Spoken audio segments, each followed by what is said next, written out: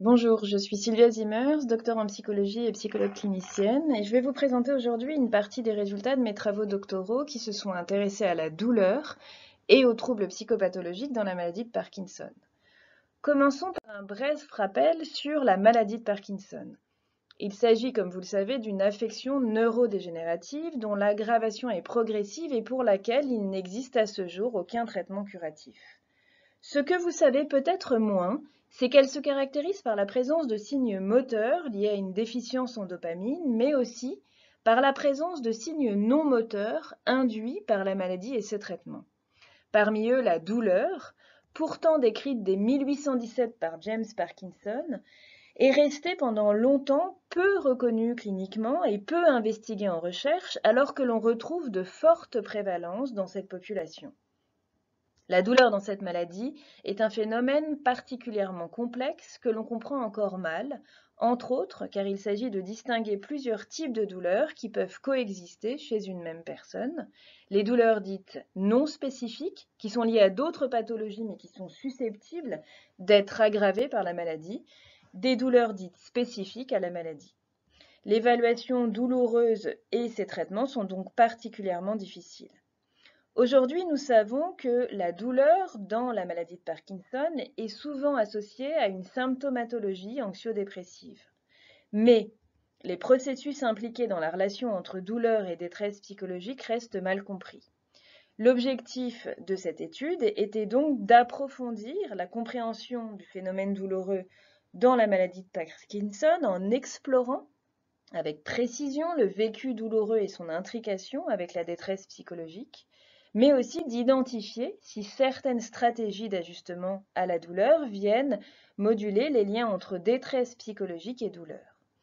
Pour, entre autres, répondre à ces objectifs, une étude quantitative de cohorte transversale a été déployée auprès de participants ayant reçu un diagnostic de maladie de Parkinson via un questionnaire en ligne diffusé par des associations de patients francophones. Après avoir recueilli les données socio-démographiques et médicales, l'enquête explorait la sévérité des symptômes anxio-dépressifs, puis évaluait la douleur des participants de la manière la plus complète possible, en caractérisant les douleurs spécifiques liées à la maladie ou à ses traitements, en caractérisant la localisation, la sévérité et l'impact des douleurs liées ou non à la maladie, et les répercussions sensorielles et émotionnelles de la douleur. Les mécanismes de coping liés à la douleur étaient investigués avec une attention spécifique portée sur la dramatisation face à la douleur.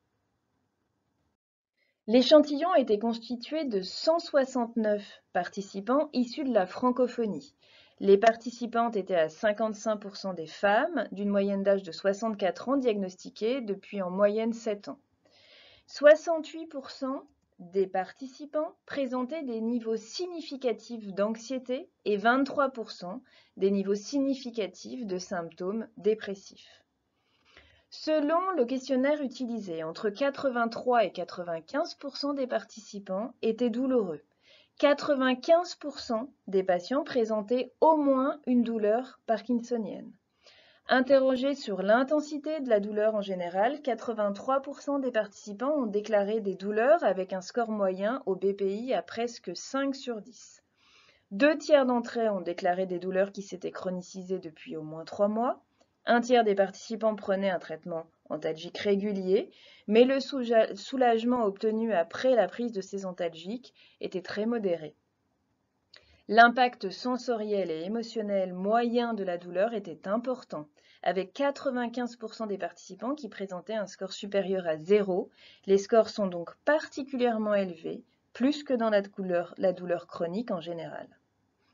Par ailleurs, les analyses que nous avons conduites nous ont permis d'explorer par quel processus la sévérité de la douleur psychologique influençait la perception douloureuse. Il est apparu que parmi les 5 stratégies de coping douleur testées, seule la dramatisation joue un rôle de médiateur dans la relation entre symptomatologie dépressive et douleur, mais aussi dans la relation entre symptomatologie anxieuse et douleur. Ce qui représente un résultat majeur et novateur, car ces résultats ouvrent vers des perspectives à la fois cliniques et de recherche. En effet, ces résultats nous permettent d'envisager de nouvelles pistes d'intervention thérapeutique visant à réduire la dramatisation afin de modifier la perception de l'expérience douloureuse et ainsi faciliter l'adaptation à ce symptôme particulièrement fréquent et invalidant dans cette maladie neuroévolutive. Nos résultats mettent également en évidence la nécessité absolue d'une évaluation spécifique et individualisée de la douleur dans la maladie de Parkinson. Je vous remercie de votre attention aujourd'hui et pour plus de précision, vous trouverez dans ces références bibliographiques les références de l'article qui détaille ces résultats. Merci de votre attention.